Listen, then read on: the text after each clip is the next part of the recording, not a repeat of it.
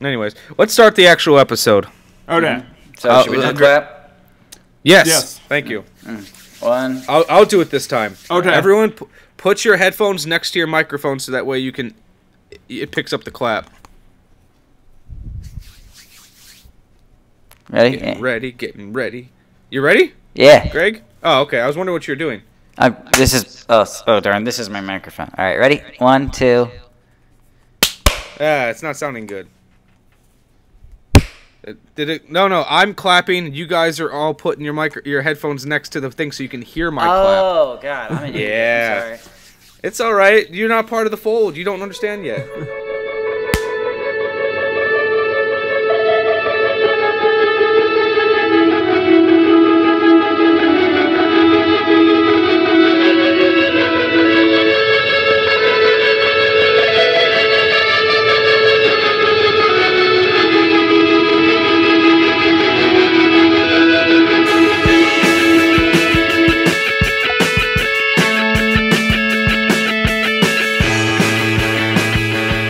Hello and welcome to another episode of the Shamelist Picture Show. I am Michael Virus, and with me, as always, is the only man that can eat lightning and crap thunder, Nick Richards!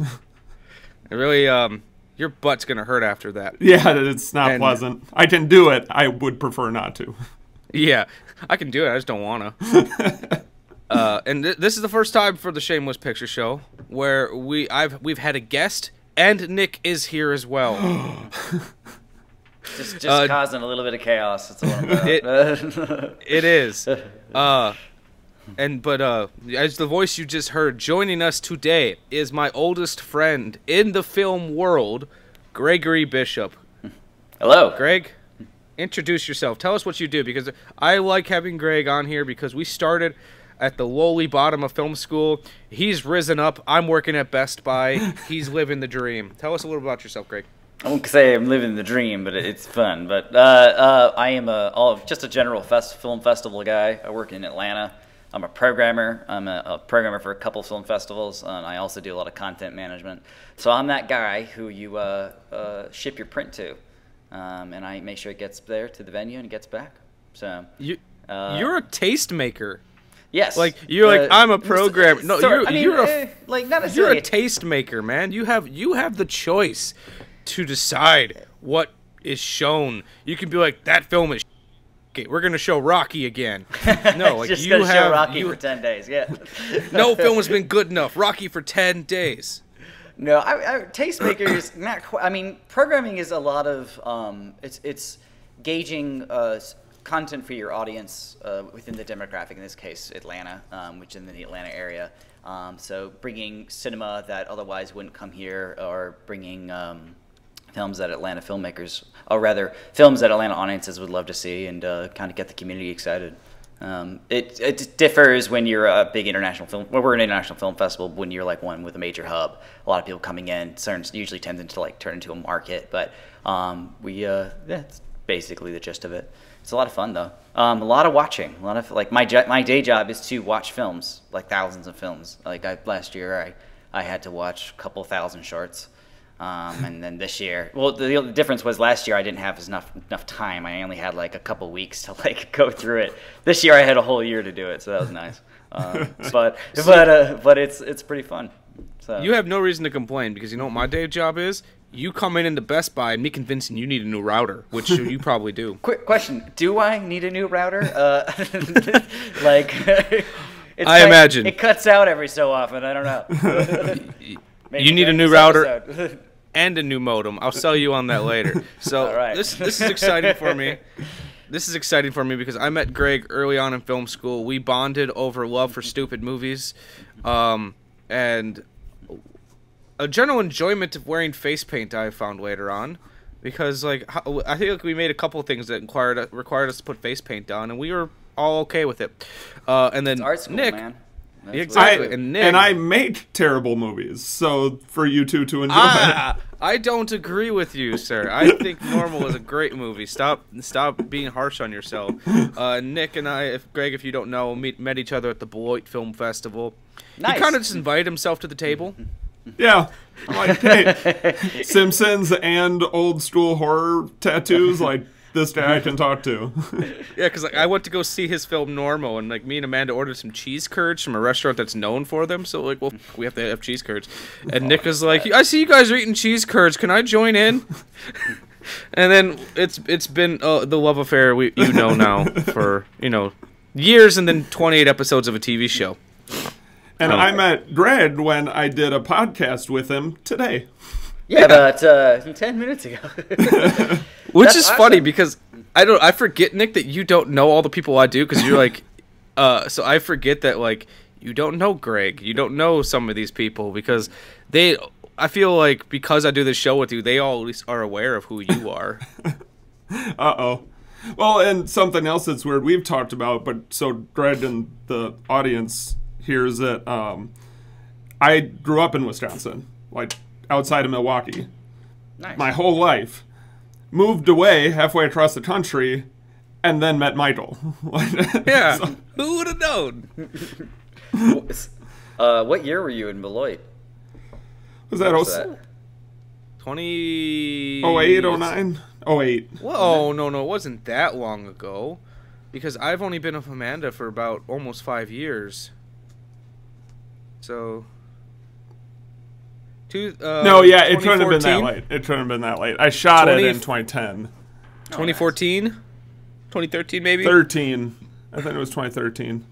Nice. Me and Amanda had just gotten together, and it was like, let me show you my world. And they put me up in a hotel and everything. It was a sweet time, and that was when I was showing for both From the Darkness Theater and Love You Still, which is two movies that couldn't be any different. And it was great doing Q&As for that. It's like, I got a question for whoever did From the Darkness Theater. Oh, that's me.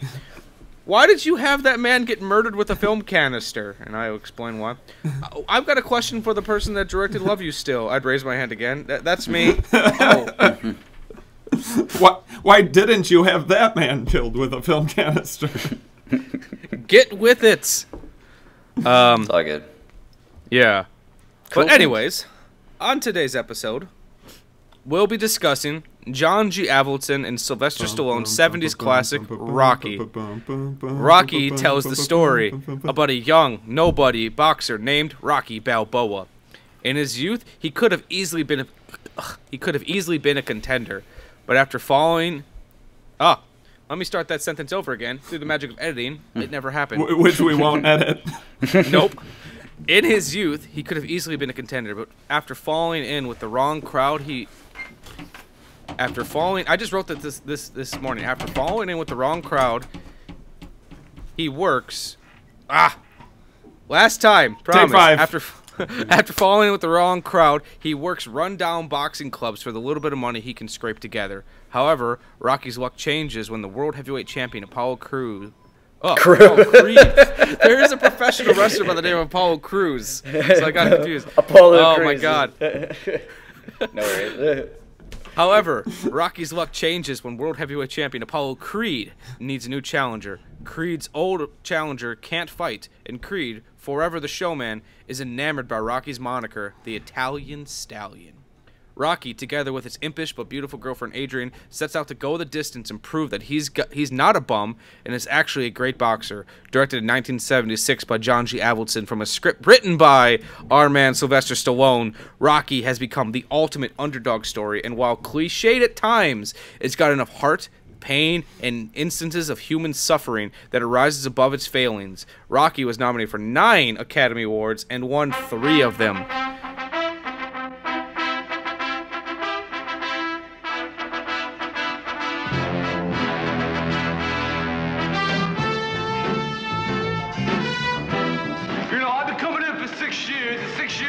Sticking it to me. I want to know how come. You want to know? I want to know how. Okay, I'm going to tell you.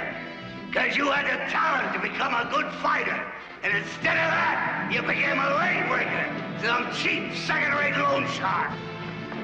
It's a living? It's a waste of life.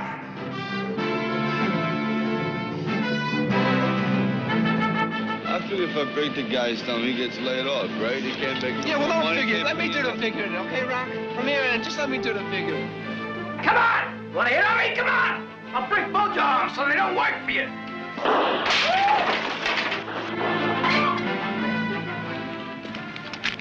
$50. You and your girl Adrian, you have a nice time, eh? Thanks.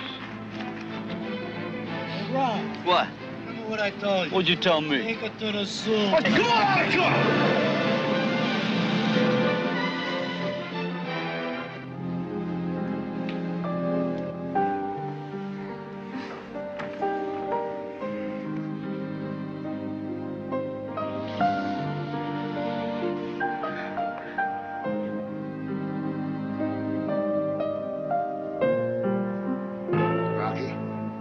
You believe that America is the land of opportunity?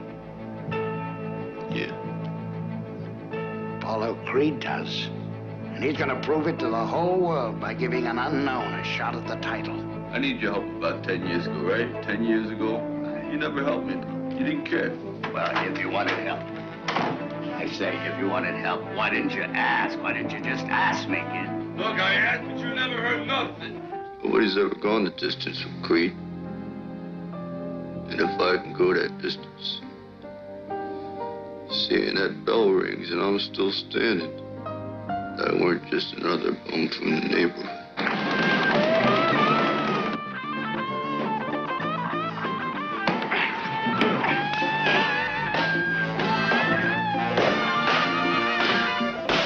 I'm at home, my kid, and I ain't even in the guys' league. Wish me luck, I'm gonna need it. Good luck. Don't leave town. I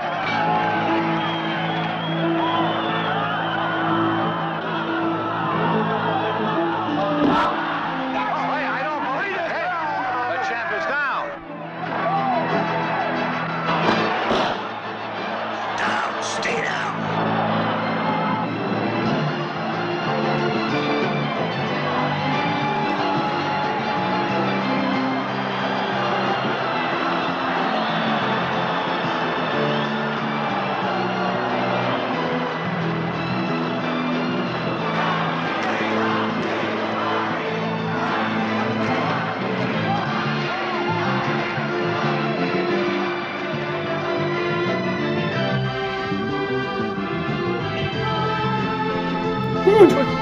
Because of how it took me forever to get through that intro, but the way this show works, I have seen Rocky. It is probably one of my favorite movies, and a movie that every time I see it, I find something new I love about it. Greg, you specifically asked to be on this episode. Yeah, I didn't invite you. You're like, you messaged me, he's like, can I be on that Rocky episode? I'm like, yeah. Nick, this is on your Shamelist. It is. So well, it is no longer on my Shamelist, but as of 2 days ago, it was.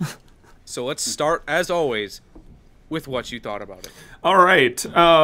So Rocky never appealed to me growing up. Again, because it is so well known. You've seen the parodies, you've seen the references, you pretty much know what the story is going into it. And nothing about it appealed to me. I'm not that excited about boxing. I didn't see anything that said you have to go see this. That's fair. I get that. And the first 5-10 minutes, I'm like, yeah, okay, it's what I expected. Excuse me. I was not expecting not only Rocky's character, but some of the other characters to be as well thought out as they were. Even Paulie, right? Paulie's an throughout the entire thing. Yeah, Paulie's terrible. Yeah, but he's strangely likable though. In the end of the day, because you don't feel like he's ever being a jerk. He's an asshole because that's his characteristic. But he's never trying to be hurtful. I don't think. Paulie's flawed. He's clearly someone who's hurting, someone who didn't get in life. He had all sorts of these expectations in a lot of ways that aren't very sympathetic, but as you kind of see Adrian kind of come out of her shell and Rocky come up in his world, you start to kind of empathize in the trio of characters. And It's always been kind of funny because, like, I don't want to get too tangenty, but, like, with Paulie, he starts off as this tragic character, a side character in this film, and it becomes, like, comic relief in the later films. Like, but if we get to the sequels, I'll delve into that, how that just gets weirder and weirder. But well, you've heard it right here. Greg is a forever guest on any Rocky sequel that we do. Oh, yeah. They're all on my Shamelist. So, what really took Paulie from a two-dimensional character to an incredibly deep character was when him and his sister have that confrontation towards the end of Paulie's storyline, and he goes from yelling and just, okay, he says, "You were supposed to be nice to me," in this tragic, pained, like, you were supposed to be the one person that was nice to me. And your heart breaks. Like, he's still in, but you see all of this background with that one line that he's got pathos. Yep, that made him interesting. And again, that's just one example of how well not only was the script written and clearly directed, but what all of the actors brought to it to really make what Stallone wrote come to life. It was a character piece. It wasn't a sports movie. Mm-hmm. And I wasn't expecting that. I'm glad you said that because I second your feeling earlier about, like, having no appeal to the Rocky films. Like, I'm not a sports fan. When younger, I like professional wrestling, and that's it. Yeah, I all I associated with the Rocky pictures is that these were films for sports fans. I never got through it in high school. I think later on in college I actually got into it. When I finally saw them, I realized these are not about boxing at its core. It's about, it's about the spirit of these characters and triumphing. And while that gets a little ridiculous later on in the franchise, this film kind of really emphasized that well. And the film, is a direct reflection of the production too, because it's such a grind. I mean, this movie had, like, no budget. Stallone was broke. You had a film that a lot of people didn't think would do well. It was just a B picture. They were shooting, and I think a lot of the kind of I don't know, grime of it and grind of it was a direct reflection of just those involved. So it really, I think it had a lot of heart and soul put into it, just from everyone trying to get it made. No, I completely agree, and, like, even just the fact that when Stallone wrote it because he couldn't get an acting job, so he wrote something for himself, and even then, they didn't want him. Mm-hmm. They thought his accent was too thick. They didn't think he was good-looking enough, and all these other things.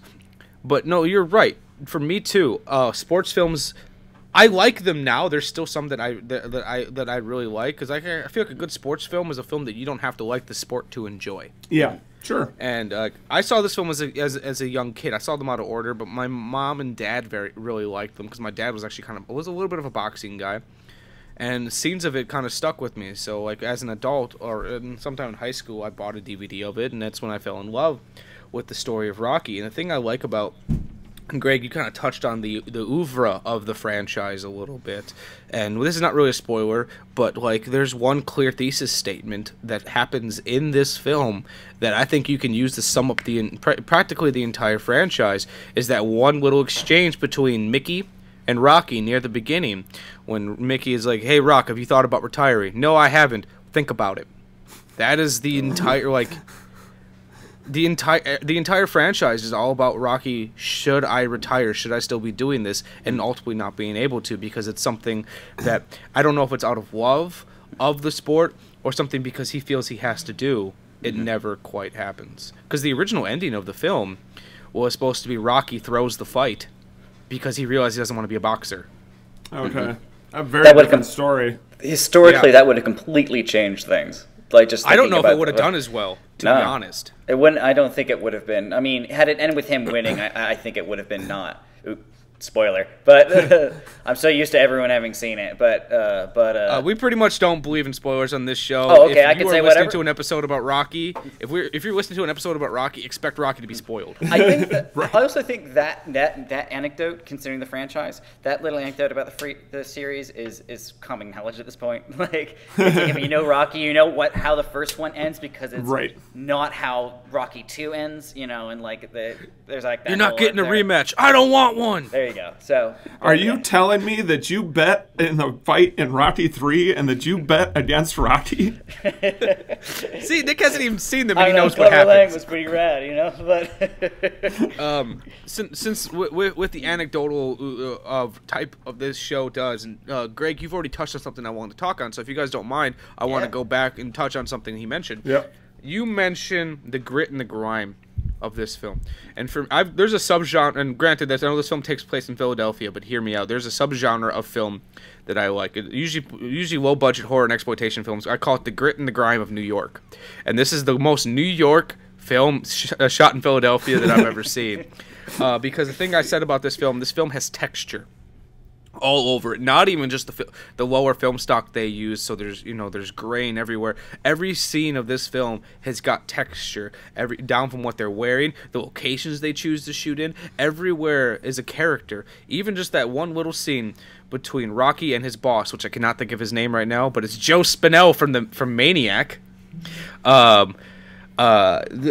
They're just at like some little cheesesteak place, just sipping on coffee, and he's like, Pat's, I believe. Yeah, when he was just, I don't remember the exact line of dialogue where he's like, here's some money for training expenses. It's a small little throwaway scene, but they've got a really great location, the use of fluorescent lighting. Yep. It has that gritty and grimy feel. Every scene of this movie is textured, and it feels believable. Even his apartment, which feels like a set, feels like a real location. Yeah.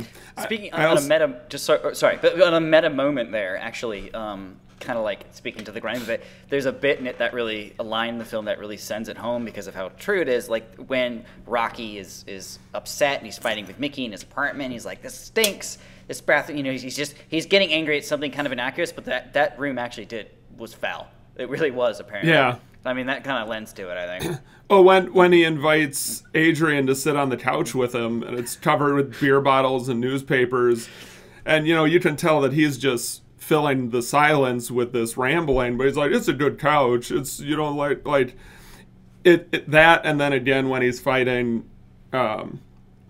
in the apartment, like he throws out these little lines that shows how kind of that really illustrates that he's trying to prove that he's not a bum.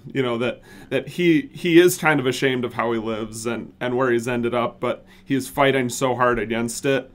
In the beginning, when he's looking in the mirror and he has those pictures of himself as a kid, he's got his own self-reflection, literally, and then the reminder of who he was before he made all the choices he made that led to this point, and takes it off. It's like, here's who I am now, here's who I was, and there's this look of shame on his face.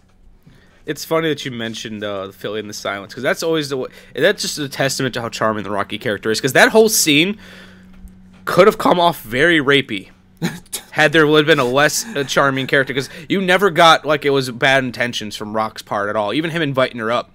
Yeah. Because I always took it as him filling the silence with talking, because I remember watching this movie in high school, and I was showing then an ex-girlfriend the movie, and she hated it. She was like, he won't stop talking, and she thought it was just Stallone being a bad actor and constantly improvising.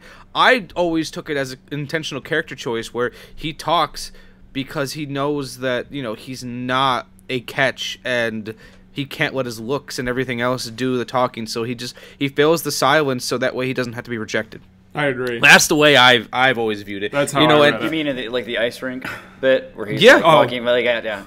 Worst first date ever. I don't know. I thought it was actually kind of sweet and charming. Like, granted, it's only 10 minutes, but I agree. I mean, like, that also is, that's the kind of chemistry between Rocky and Adrian at that point. It kind of shows something that, I mentioned earlier about this story being about all of them coming up in this, her coming out of her shell, and that's him helping her, and then later on her helping him. So it's like a mutual kind of relationship. Did anyone else catch at the beginning of the film? And I didn't catch it until this most recent viewing, and this is the reason I love this movie, because I keep noticing little things. Before Adrian's introduced for the first time, he's practicing what he's going to say to her in the mirror. about how this food's got more flies than, you know, this one's got more like I was wondering why he was saying that. He's practicing what he's going to say to her because he's nervous. Notice that. Oh my god. No. Is developing the joke because he wants to tell her a joke every single day, and I'll come up with a good joke for you tomorrow. Yeah. Like, the reason I think this movie works so well for me is because of the character. Rocky is he's a brute with a soul. Because the reason I don't like most sports movies is because, like, I can't say this movie doesn't have cliches. It does. I feel like, though, this movie might have but been the kick-starting point for some of those cliches. But a lot of them have, like, you know, the very tough, intense character who is going to motivate his team, and it's all about masculinity and brah. This movie is, like, you know, before his big fight, his catalyst is, I can't do this. Yeah. And I think why the Rocky character worked for me is you've seen the flawed hero over and over again. You've seen the dumb jock over and over again. But Rocky never felt like a trope to me. His version of dumb, his version of unintelligent, innocently unintelligent but frustrated at the same time, had so much depth to it. And with little lines that are peppered throughout it and the way that it was brought to life, that made the entire difference between me liking and not liking this movie.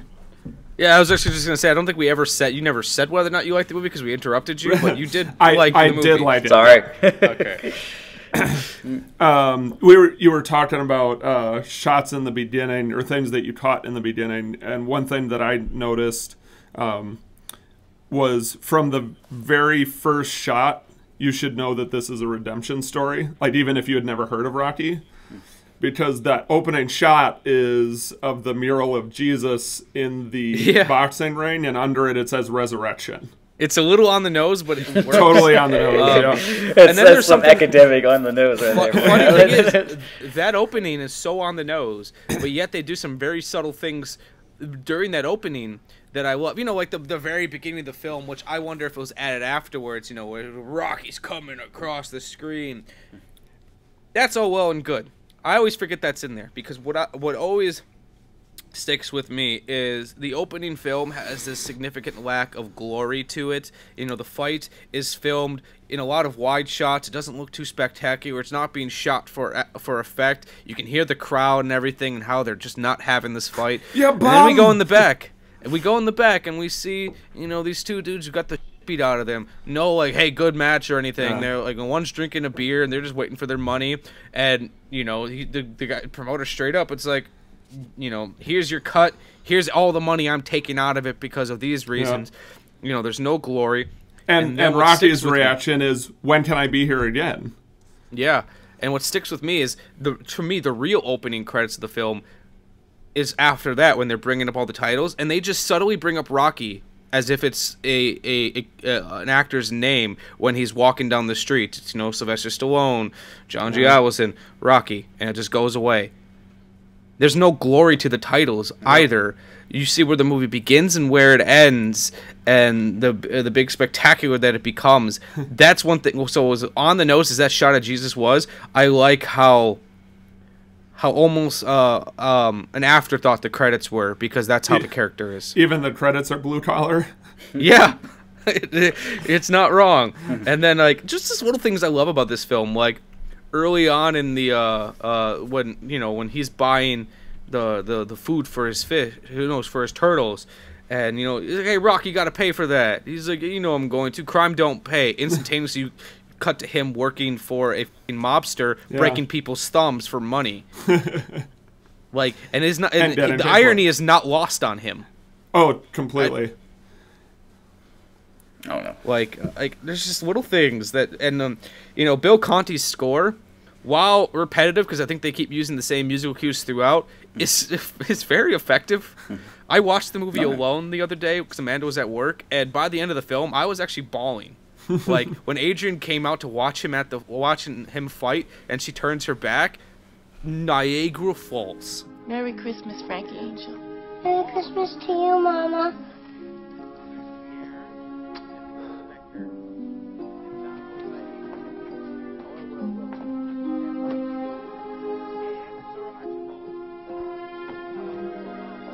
Niagara Falls, Frankie Angel. Yeah, to quote Scrooge, Niagara Falls. Yeah. And the thing is, I don't mind that. I know there's some people get pissed off when they cry during a movie. I went to school for film. I get the whole idea of emotional manipulation, and if I feel it coming, I just let it go. But there's so much sincerity to the characters, and with that, I'm not talking about the big, "Gotta Fly Now" theme. I'm talking about the little musical cues throughout. They really getting stronger. Somebody heard that and thought, this needs lyrics in case you're not sure what this montage is supposed to represent. It's almost like I've always, I agree. It's almost like the lyrics were were working lyrics, just so you had an idea, and they got used to it and just forgot to take Rocky it out. is running, punching a side of beef. Look there's a dog now. Budkiss. Hey, Budkiss. Do you notice in the credits it says Budkiss Stallone, dog. So is the acting dog's name Dog? Is Budkiss. No, the character's name is Dog. The dog's actual name is Budkiss Stallone. It was Stallone's actual dog. Oh, okay. So then it should have been... Didn't they name... I think it's just so that dog would name? respond. He wasn't an acting dog, I assume. It was Stallone's actual dog, so he probably called him Budkiss just so he would respond. Then it should have been Budkiss Stallone as himself. I agree. It should have been a little nod in the wig. I'm gonna name you Budkiss Stallone, and then he looks at the camera. I'm shamelessly trying to Google this fact, but I believe he tried apparently selling Budkiss. Apparently you have not listened to the show because I Google things all the time during the episode. Okay, good. And I could be wrong, but I remember he was such in a dour place. He tried to sell Budkiss. Yes, they talk about that. They talk about that in the documentary.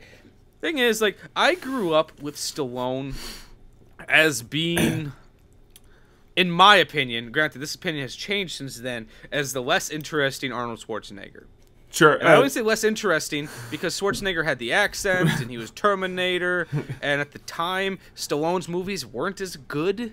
Yeah. However, watching the documentary on the disc and just learning what I have... Oop, I dropped my fidget spinner. Learning what I have about Stallone... it's gone for good now. I can't grab it. I have learned... The deep depths of... I have learned that he's a far more interesting director and actor than I ever gave him credit for. And to find out that he wrote this film... And I've read the script since then, and it's really passionately written. It doesn't feel like some big brute wrote it. It felt like someone with a soul wrote it. Because, I thought Rocky of Stallone... has a soul. It shows. I thought of Stallone... Whenever I thought of Stallone, I thought of Demolition Man. Right. Which I love Demolition Man, but... Very different character. It is a very different character. And that's the type of Rocky or Stallone that I was used to. Mm-hmm. And... It was really interesting listening to him. This kid who got into acting because he wanted to act. He was passionate about it. This big, brutish young Italian guy who wants to be an actor, which is normally a career for those who are a little more soulful. And he felt he had a lot to prove. And I wish he would have gotten more roles like this. And while I enjoy the entire Rocky franchise, my biggest thing, the reason I still think this is the best of the franchise, is there's a quality to it that when Stallone was directing, while he was a really good, competent director, John G. Avildson brings out a lot more of that grit that you're talking about, and that dourness. And granted, later on when Rocky has money, you don't need that grit, but I don't know. I guess I don't know what I'm trying to say, but there's just a quality to this film that makes it so damn rewatchable that I could realistically put the movie in again right now and not feel upset about it. And I just watched it the other day. I had the fortune of seeing it in the theater for the first time a couple years ago. In Atlanta here, we have the Fox Theater. It's this huge theater, multi-purpose. I think it's multi-purpose. I actually been for anything but a movie, but most of the time I think it's shows and theater. But they did a brief film festival where they played Rocky, and that's an experience in and of itself.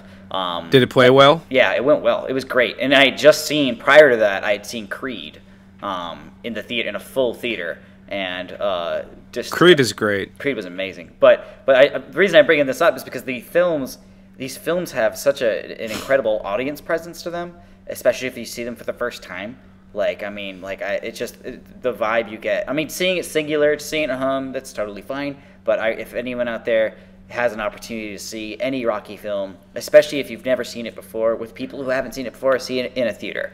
Because it sifts through the audience. It really gets to them. It's incredible. I had people cheering at the end of Creed in my theater, and that was awesome. No, they didn't. Yeah. They didn't quite have that reaction in the Rocky rescreening at the Fox, but it's because it's a 40-some-year-old film. Everyone knows, but it was just Rocky has a strange ending too, because like the period ends. I felt that. Yeah. It period ends, and like they have their hugging, not like a real hug, but like they need to say something to each other type moment, and it was kind of lackluster, but not really, because there's excitement for Rocky because he went 13 fucking rounds with the world champion. But no, Creed definitely has a more ending. Mm-hmm. I used the word abrupt. Yes, it ends and you're expecting at least one more scene. Mm-hmm. I would want to watch it a couple more times before I really throw out an opinion on whether or not I think that works. Mm-hmm. But it was like, oh, credits. Okay. We can do it that way. Well, and that's the difference between Avildsen's directing and Stallone's directing. Stallone is a boxing guy. He loves it. He did all the choreography for all the fight scenes. Actually, by the end of the film, it's funny. It's actually reversed injuries. Carl Weathers had a broken nose, and Stallone had bruised ribs. It's funny how their injuries have switched because they're really hitting each other. Yeah. And when Stallone takes over directing from 2 all the way to 5, I think. John, actually, fun fact, John G. Avildsen came back for 5. Oh, okay. When Stallone directs, I don't mind 5, but Stallone directs 2 through 4, and you can tell how much more he likes boxing because he puts a lot more emphasis on the boxing matches. Like, it's almost kind of interesting how in the first one, boxing is almost like treated like a montage. You see some bits and moments from all 13 rounds, but it's not like this big culmination of a fight. Right. I think it works, but I agree. The first time I saw it, I'm like, that's it. That's where this movie ends. And well, agree. When you're first time you're watching the film, that it is a bit abrupt. But I think what makes it work is Rocky 2. Because I've always treated Rocky 1 and 2 as this one overarching story. Like, you could do away with Rocky 3, 4, 5, 6, 7, if you want to call Creed 7, and just do these two. It's 7. one, like, it's like this one epic about Rocky. Actually, from like Quentin Tarantino agrees. When he worked at a video store, on a tape he cut together Rocky 1 and 2 on one master tape, and that was Rocky to him. When he watched Rocky, he'd watch that big master tape. It's like this ultimate cut of Rocky. Like I've definitely, like, when I'm editing here, I definitely sometimes fantasize about just like getting the two together and chopping up myself and see what would happen. There is a slight increase in quality. Like in production quality, like, so it might be a little jarring, but they do literally, I mean, Rocky ends, and then Rocky 2 immediately starts right there. Okay. A lot of later films in the series do that. They kind of, they recap what happened the last 5 minutes of the film. And previously on Rocky 3. Precisely, yeah. And it gets campier and campier, but like, for the first 2 films, it would work pretty nice. But I've always wondered how that would go. God, that would be like a 4-hour long film. Hey, Greg, you could probably get that plane somewhere in Atlanta. Maybe. If only you had some kind of connection. Nick, it sounded like you had something you wanted to say before. I don't remember. Probably. Well, I was going to ask, Greg, you might find this story funny because you know my mom. Have I ever told you my mom's Rocky story? No. Okay, this is funny. Nick, you'll still find it enjoyable, but since Greg's actually met my mom, it might be funnier for him. She's the best. My mom saw Rocky 4 in theaters. And, Rocky 4 is, the very on-the-nose Russia versus America. Ivan Drago versus Rocky Balboa. See, you haven't even seen the Rocky movies, and you know who Ivan Drago is. If he does. It's great. I mean, yeah, and so the end of the movie when Rocky's having his big redemption fight against Drago, and is finally, because the match begins with Drago beating the Rocky, and Rocky comes back and starts throwing punches. My mom gets up in a crowded theater and goes, "Kick his ass!" She said she was mortified, and I was like, if I could go back in time to any moment, yeah, I could meet Jim Morrison, I could meet Albert Einstein. I want to go back and find you seeing Rocky 4 and just experience my mom getting up and yelling in the theater. If I had a power of time travel, that's what I'd use it on. Nice. Amazing. Speaking of Rocky 4, Rocky 4 is like this very... are we okay to delve into a sequel? Or are you saving that for a later date? Okay. We have no containment rules on this show. We talk about tangents are our thing. Our Dark City episode is an hour and 40 minutes. We maybe talked about Dark City for 20 minutes. Okay, fair enough. So what's real interesting is that after Rocky 1 and 2, you know, the series starts to get gradually sillier. I mean, like by Rocky 3, because by Rocky 3, it's like this didn't need to exist, but there's enough material here that we can work with. And you have Mr. T was a big hit, or I don't know if he was a big hit at the time from the A-Team, or if he was coming on the scene, but like, you know, they had like this big component for him. And there he is, the former heavyweight champion of the world, Apollo Creed. Stu, he looks like $9 million. Get out my face. Don't need nothing you got no more. Don't need no hair's been messing up my corner. And you better get that bad look off your face before I knock it off. Come on. Wanna jump? Jump. Come on. Come on, Creed. Come on. Yeah, come on. Yeah, just like a chicken. You better run. I guess enough. They could bring Apollo back and have him become a supporting character and like. Hulk Hogan was also in that movie. Yeah, Thunderlips. As Thunderlips. It's the biggest arm in the world. A man who calls himself the ultimate object of desire, the mountain of molten lust, the one, the only Thunderlips.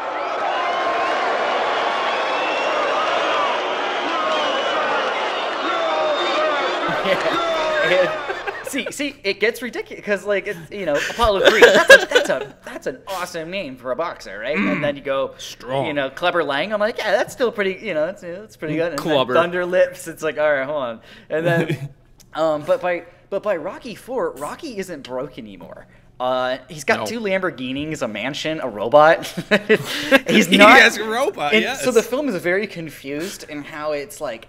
It's clearly reaching the point of being tapped creatively, but it's also, but you're also like kind of questioning, like, is Rocky that sympathizable anymore? Like, what do we? And the only thing that's keeping it together was the you know, Cold War figures, you know. So you had Rocky representing the West, and you know you got Drago representing the East. I mean, literally, you know, having them go at it. But it's the silliest movie because if you revisit it, like, rather than having moments of character development, it's just a lot of montages.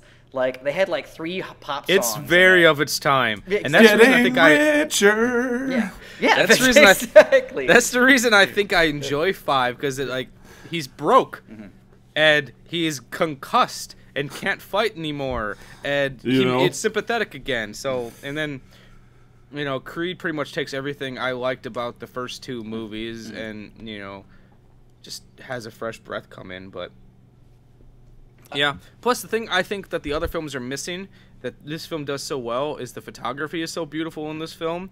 I like that, you know, they use a lot of long, pondering wide shots, and it's the way they use as much natural light as they can, or recreation of natural light. And their Steadicam stuff was really great, because it was like, it's claimed to be the first film to use Steadicam, but I think there's some dispute on that. But it's one of the early Steadicam films, and yeah, I appreciated that you could see the camera rig when he's being interviewed in the freezer, and the news reporter grabs him, and you have like, it's like clearly this like old pipe and grind tightener, you know, rig that I'm like, oh, that's fun. I did not Gear notice nerd. that. I need to go see that. So when she's interviewing him in the meat shop, you can see the rig. Oh my god! You can see the camera guy, and there's somebody behind him with like a shop light, just holding it up above the camera. Yep. And then I also love that, you know, Lloyd Kaufman's 2 cameos in the film.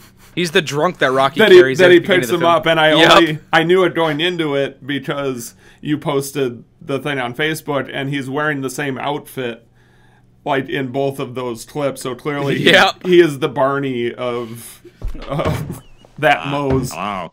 You got a help wanted sign on the window? Yeah, I need someone to help me with the midnight beer delivery. Your job is to distract Barney until it's safely off the truck. I'll just wait out back until then. I look forward to working with you. And like you see that clip of him, and you can't not see that it's Lloyd Kaufman, because it's just a more youthful Lloyd Kaufman. And there's a couple. I wrote down some thoughts when I was watching the movie. I have a lot of lines that I really liked and resonated with me, but the one that I really just need to mention because it amuses me is in the gym later on when he's training. There's a sign that says "No kissing in the gym locker room," and I want to know what the significance of this is. That's amazing. Like Rocky's there taping up or maybe taking off the tape of his fist, and behind him on a pole it says "No kissing in gym locker room." Hey, you crazy kids. So there must have been an issue with this at some point, because they had to hang a sign up for it. You know, one thing I did notice on the topic of signs is, you know, earlier we were talking about how much he's walking around and how many layers there are to all the sets. Yeah. Is in a lot of his wandering around town, bopping around, you know, you can see we gotta bop back to Coney Island. How much of boxing is his life as he just walks, but in the background of many shots are posters for matches, and it shows how important boxing is to the city. Presumably, or even just, you know, in his own apartment, he's got the another little on the nose reference where the boxer Rocky Marciano, which was the boxer that Stallone loosely based this film off of. Yeah.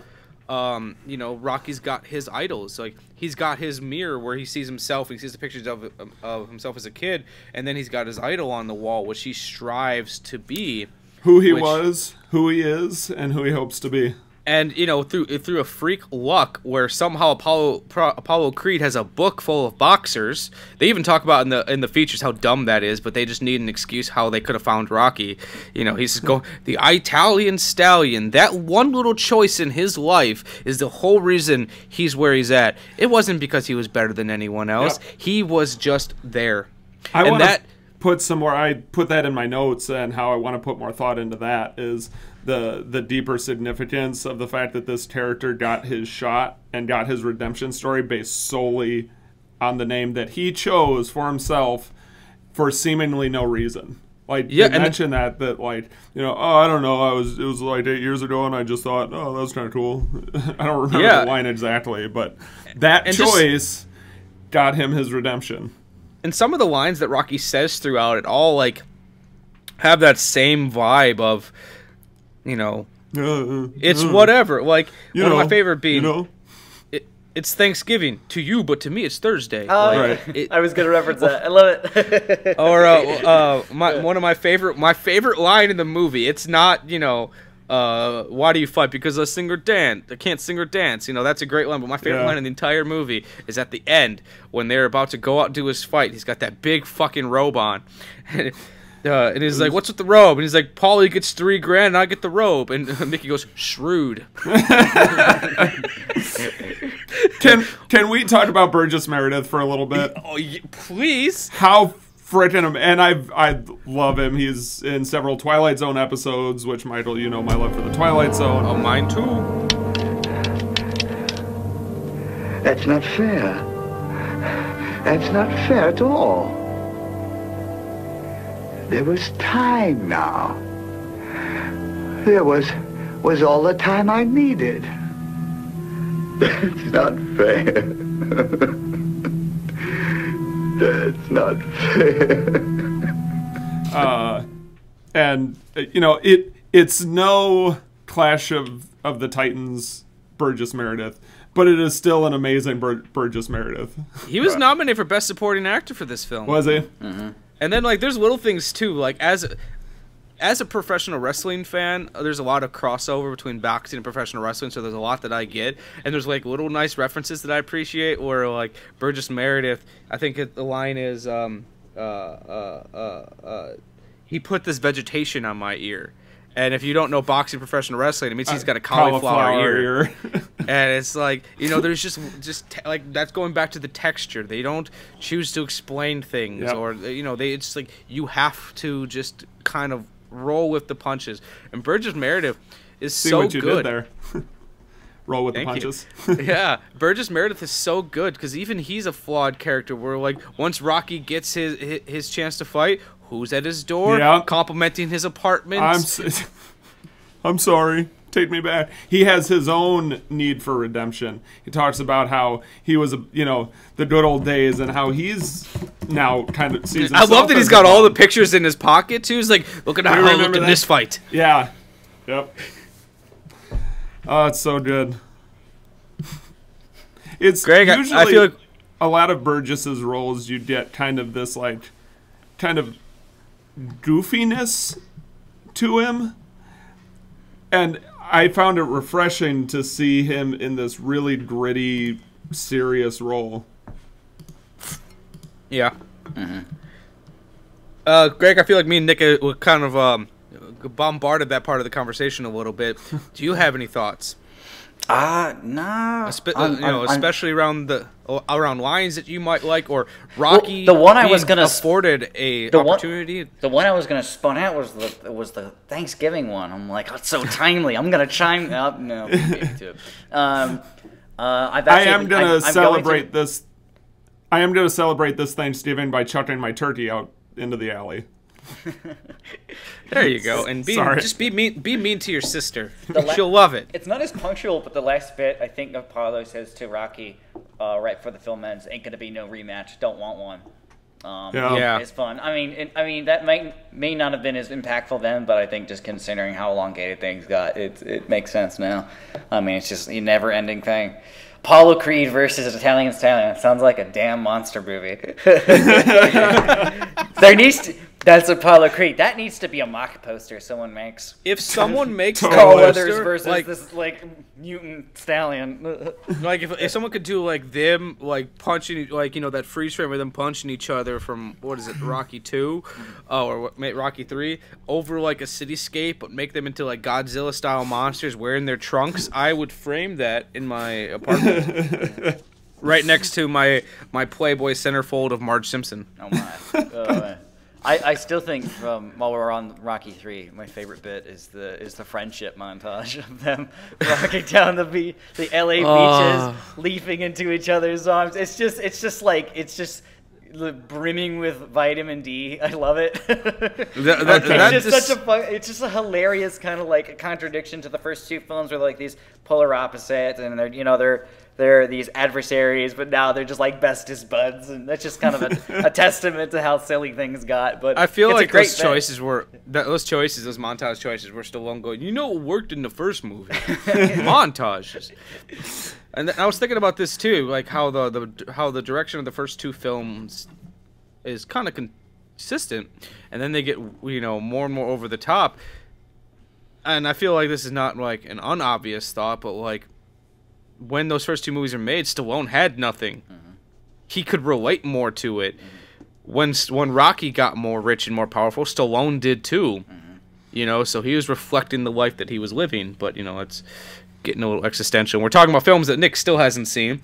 But I read somewhere that I don't know how true this is, but like Stallone would make a Rocky film every time he had a career slump. So he'd have so every time there was like a low box office draw, you'd get Rocky 3, and then let's do Rocky. Because Rocky 5 was, he goes on record saying that like it's his least favorite film. He regrets it. He says it was creatively tapped, and it might have been like an exacerbation of that kind of tendency. I don't know if any truth to that, but I mean, him not liking Rocky 5 is true, but I don't know about the box office slump thing. Sure, it'd be amusing, but unless someone else has got a topic they want to talk about, I want to talk about. We talked a little bit about how each character, even flawed, is likable to an extent, except for the fucking driver who drives around the mob boss. I wanted to talk about Joe Spinell as the mob boss. Because one, I love Joe Spinell anyways because he's in one of my all-time favorite horror movies, Maniac, which is a character study of a psychopath. But even him, being this guy who's collecting money from people that he's hiring Rock to go break people's thumbs. He's still relatively likable. I get know. the feeling, with the exception of the one scene where he is talking about, hey, why didn't you break this guy's thumbs? And even then, he's doing it in a relatively pleasant way. Like, take the word mob boss out of that conversation, and he's just a cool dude who's looking out for his friend. You get the feeling like he's like the cool boss at work who has to talk to you because he has to, but doesn't really want to. Like, you get the feeling that like. Nothing. You honestly get the feeling from Rock's boss that like he's not collecting this money because it's anything personal. They owe him money. He doesn't want to lose clout. You know, he's gonna send someone out to get you. And instead of like having Rocky kill you, he's just gonna break a thumb. You know, and like I don't know. You get the vibe that like if you were to run into him in the street, he'd still give like, and you owed him money. Like, you know, or he had your thumb broken or something, he'd still like give you a hug and be like, no hard feelings. Right, yeah. So I think that's how it has to be.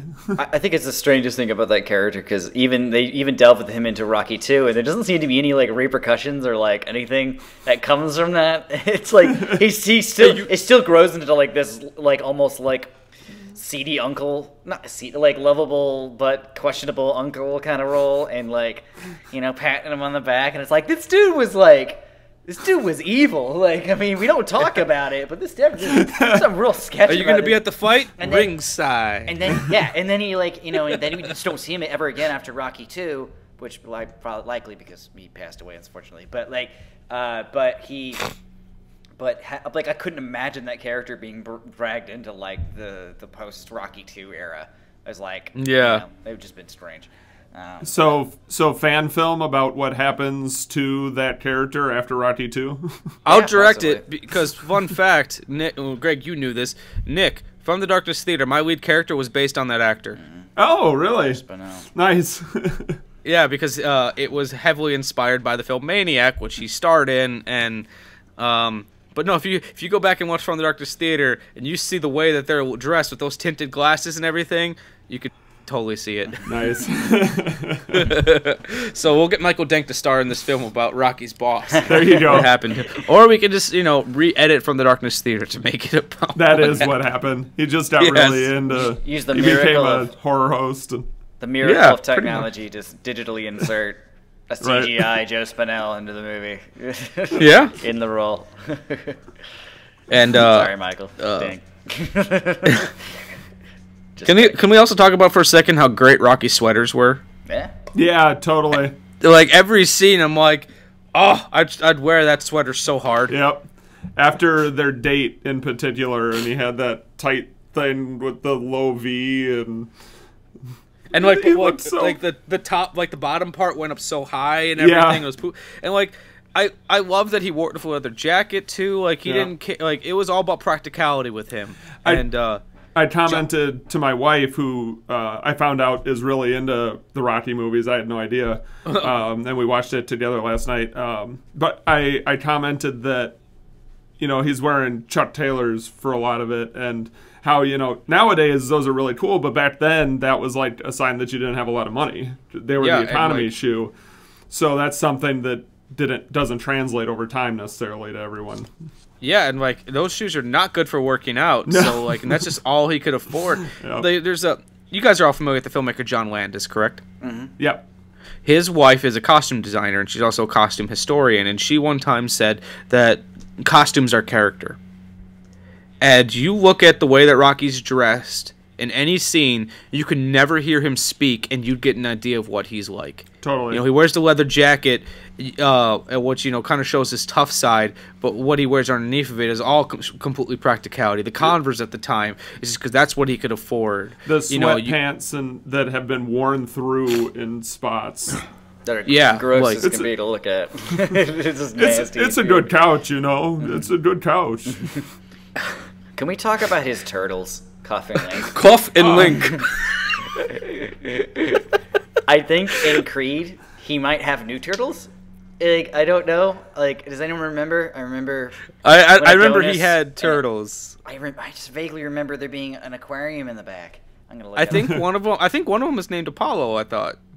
Named Apollo. Maybe that's a little on the nose, but like, yeah, I love that. Like, that's something else that adds to Rocky's character. He's got a soft side. He cares about animals, and you know, you can tell by the, granted 70s, there's not a whole lot of options for pet food. It seems like he'd rather pay a little extra to get his pets better food than he'd eat. Well, I wonder if he was always into animals or if he got into animals because of trying to spend time with Adrian in the pet shop. That's a good question. I never thought about that. If I remember correctly, and there's a good chance I'm not remembering correctly, I believe he bought the turtles on the first day that he saw her in there. Yes, that he sees her in there, goes in, and buys the turtle. Yep. I bought the mountain, which I had to take out because he kept falling.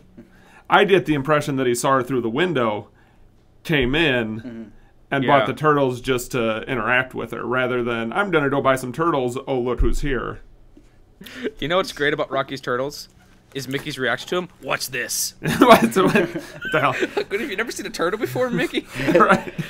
It's good soup. Yeah. Real quick, can confirm. Just Googled it. There are in fact turtles in Creed. There's a screenshot at Stallone's place. There's two. Awesome. I hope it's Cuffin Link. It's got to be Cuffin Link the 6th or something. I know. I don't know how long Thank you, Google. Live, but definitely not as long as the Rocky franchise.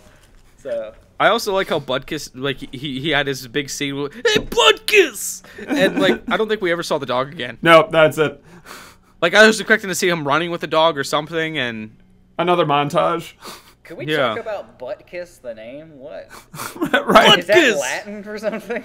Like, what is Butkus? It's Butekis, I think. I believe it's Latin for sucking up. Kiss the butt. Butkus! I don't know. I love the way he says his name every time. Like, and I love when Rocky comes into a room, he has to command that room. Even if it's animals that can't speak to him, you gotta say hi to a birdie, you gotta say hi to Budkit. Like, he knows everyone knows him. Yep. And, like, he's just walking down the street doing his boxing thing, and like, hey, yo! And then, actually, his brother, Frank Stallone, who became a singer, is also in this film. He's one of the singers singing on the street corner. Okay. Oh, nice.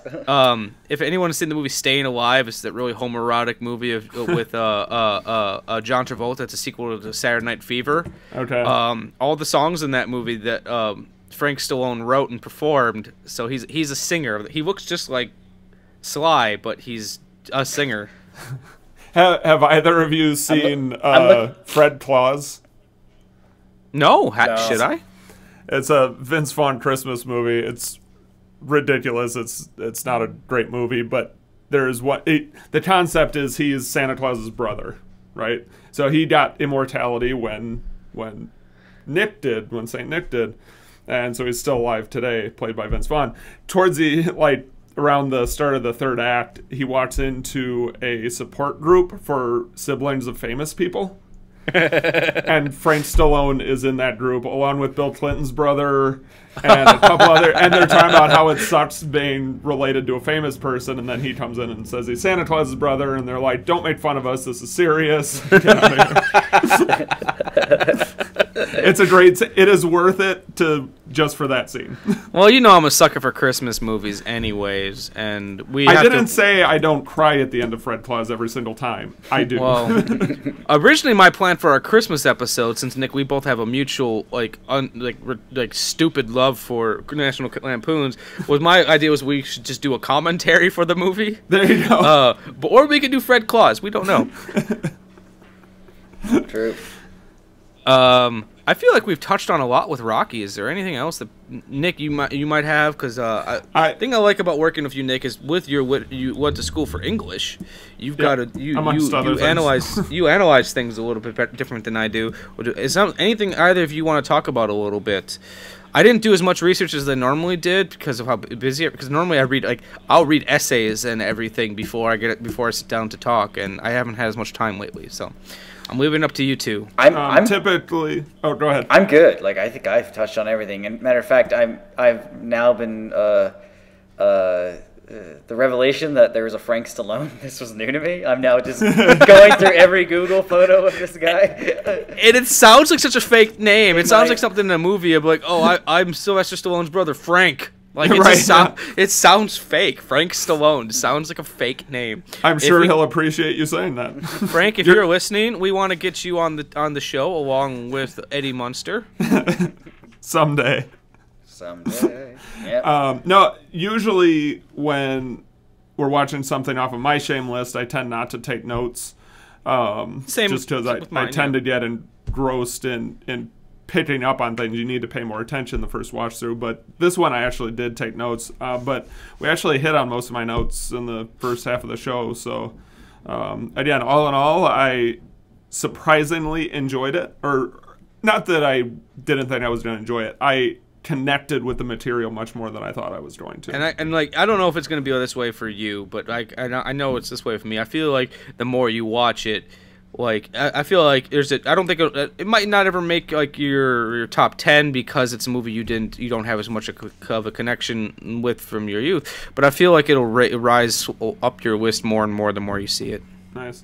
The other thing that I will say is I had the thought while watching it that visually it reminds me of a vinyl album cover from the 70s, like a Bob Dylan record cover or a Simon and Garfunkel album cover, with the grain and the depth of field and the colors of the lights. It felt like an album cover to me.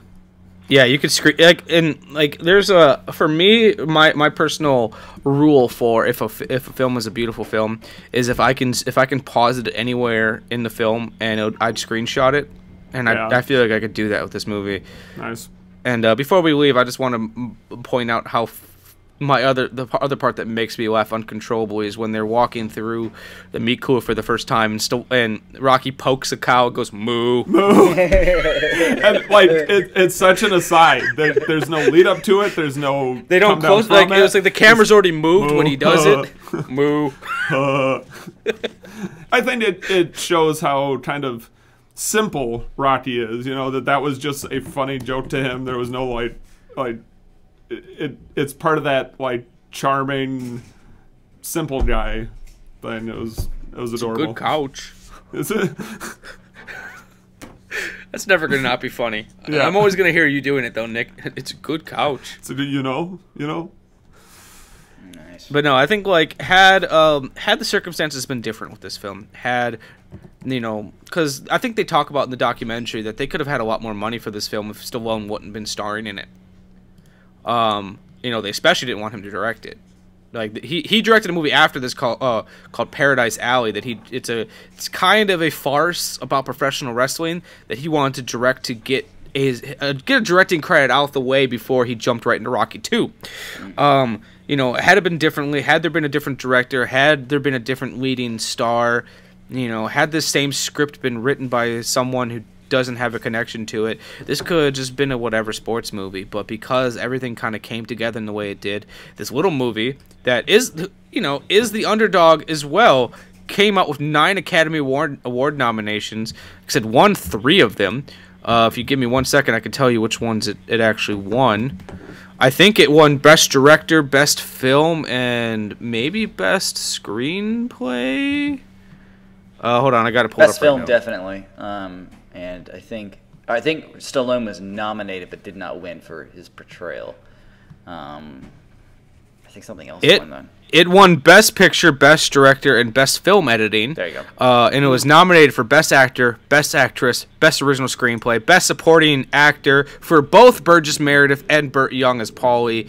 It was nominated for Best Music, an Original Song, and Best Sound Design. I think it's a little bit of a bummer to see that Talia Shire didn't win for this film, because I think she's just she is delight. We haven't talked enough about Talia Shire. Yeah. Can we let's put on a little bit about her, because I don't feel like she has gotten over the course of the franchise as much of a treatment as she did in Rocky. I think the original Rocky was like her moment, but the rest of the films I felt like she was just kind of there to support Rocky, and I wish we'd seen more from her, especially when the inevitable happens and she's not there anymore, and I just kind of wish there was more there. So it just bums me out, considering her performance in this film, that there wasn't more for her.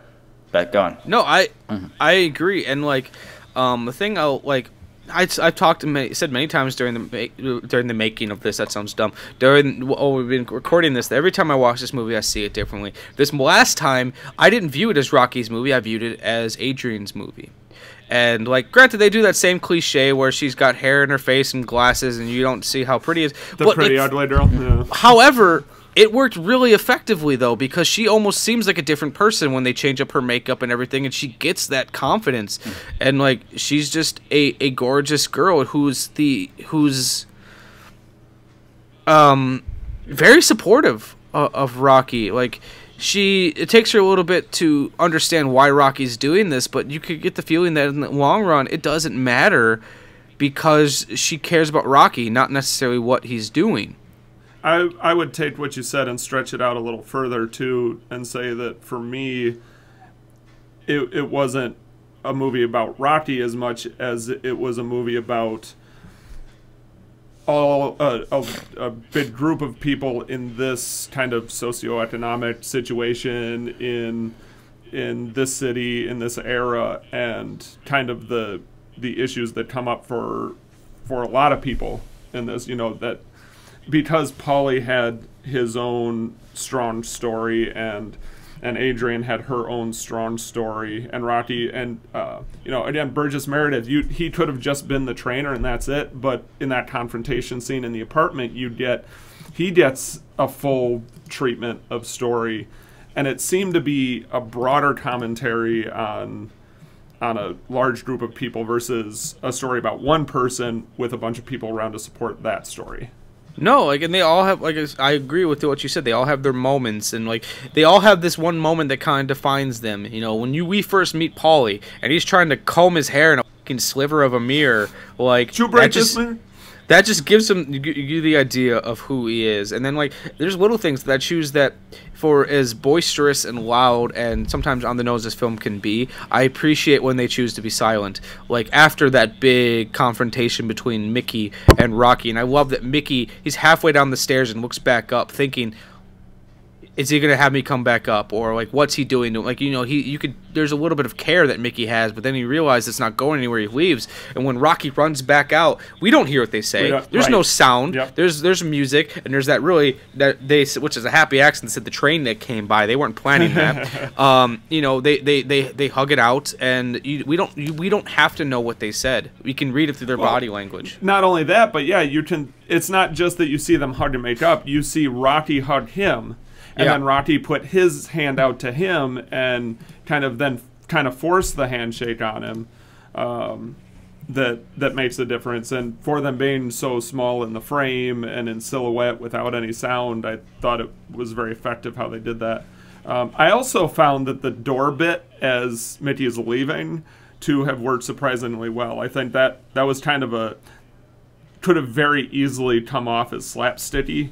When he goes, but because Burgess played it just right, he opens the door and I forgot my hat, and runs over, but he's so contemplative, and then Rocky pops out thinking that he had already left, and pops back in.